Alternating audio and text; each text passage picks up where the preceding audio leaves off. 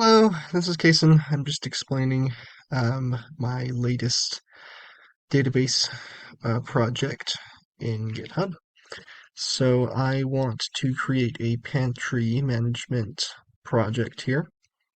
And I started out by just defining a lot of the parameters. My goal was to have a database with at least one variable that should be able to query data from a database. It should be able to add new data to a database, update data from the database, and delete data from the database. And then I did one of my stretch ideas, which is to create an aggregate summary of the information in the database. So let me just show you how this works really quick, and then I can walk you through the code.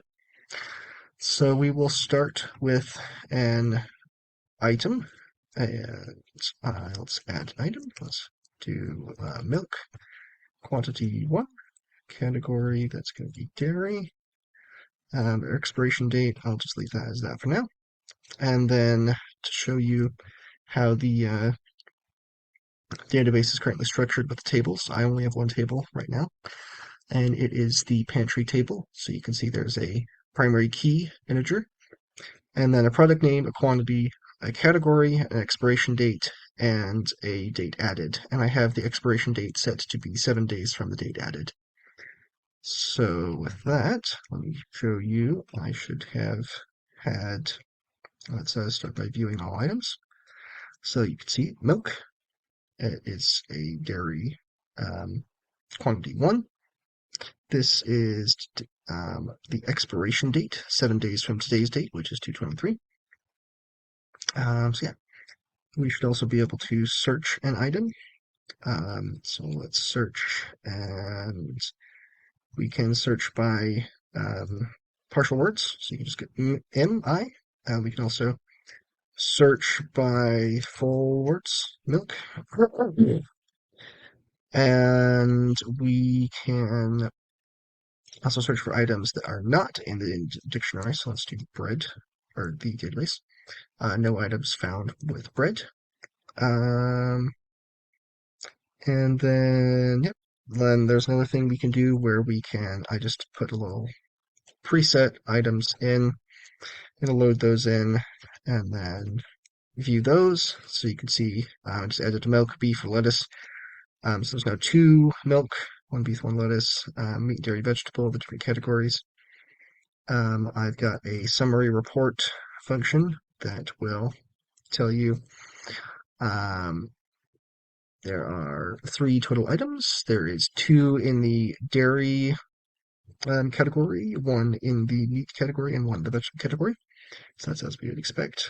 And we can also see which items are expiring, and since they're all expiring 1 week from today, we should expect that to be all of the items. Um, then we have, we can delete items, so let's delete milk. And now we go, let's view all of them again, see the milk's gone. Yep, that is the basic functionality. Add, search, delete, view, summary, expiring. Yep. So let me walk you through how the code works here. So you can see this was our table. We have a primary key, even though there's only one table, so it doesn't really matter too terribly much. So yep, you can see those. There are 5 data types in SQLite, which I learned about. Null is just null. Integer is assigned integer, and these are all families of data types. So a lot of the normal SQL data types are encapsulated in these. We have real, which is kind of just all things floating point. Text is all things string, and then blob is just the binary input of whatever you're inputting. I'm creating a virtual memory database, so I can create a database in RAM, and SQLite creates databases just as a file. So it's just creating a file in RAM as of right now. So I can continuously, every time I run the program, I can just create it over and over again. So I don't have to worry about the database already existing for all of my different keywords. So then we're going to have so that's our connection object, the SQLite database object, and then we use a cursor to interact with it.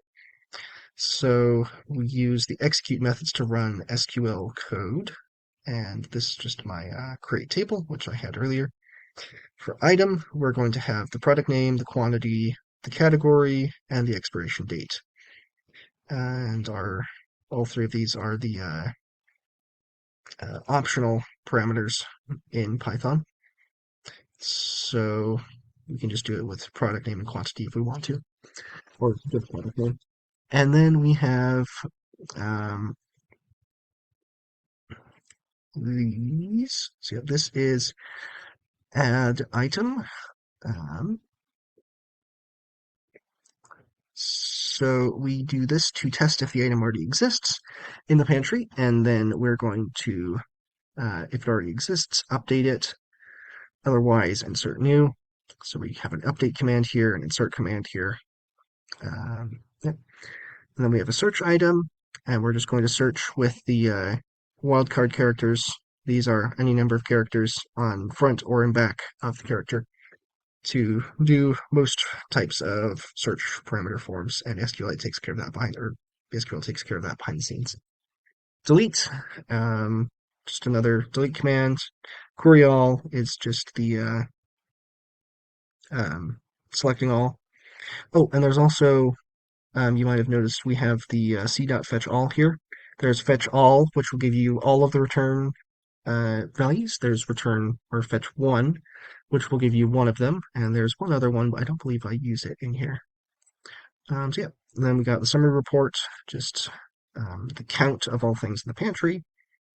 And then we've got a count or a sum by some of the quantities of each category with this SQL command. Yep, and then we print that. Then we have this, just shows us expiring items within the next 7 days. So we can get a list of the items that will be expiring soon. Select from pantry. Yep. Date between keyword, this value and this value. One thing to note here with all of these query statements is you're using a question mark. The question mark is a kind of like the format string for SQLite. You input this and this in sequential order for first question mark, second question mark, and you do that as a tuple. It also returns a tuple when you call this fetch all function. And then I just have my command line interface code, which does all the functionality which you saw earlier. Fairly self-explanatory there. So yeah, this is what I'm working on. I have some tests that I started looking into, but I've never done unit tests in Python, and I just kind of did this as an extra stretch challenge. I tried to throw something together with AI, and it didn't work very well. So I'm going to go back and revisit this in the future with a deeper dive into how unit tests work. Yeah, so that is that. Oh, and also, this is the what I followed along with from the YouTube video I have listed in my GitHub repository. He does a very good job just explaining all the basics of SQLite and works through some examples and test cases. So I'd recommend looking into that if you are looking to make something like this as well. So yeah, that is what I'm working on, or have been working on. And yeah, thanks. Bye.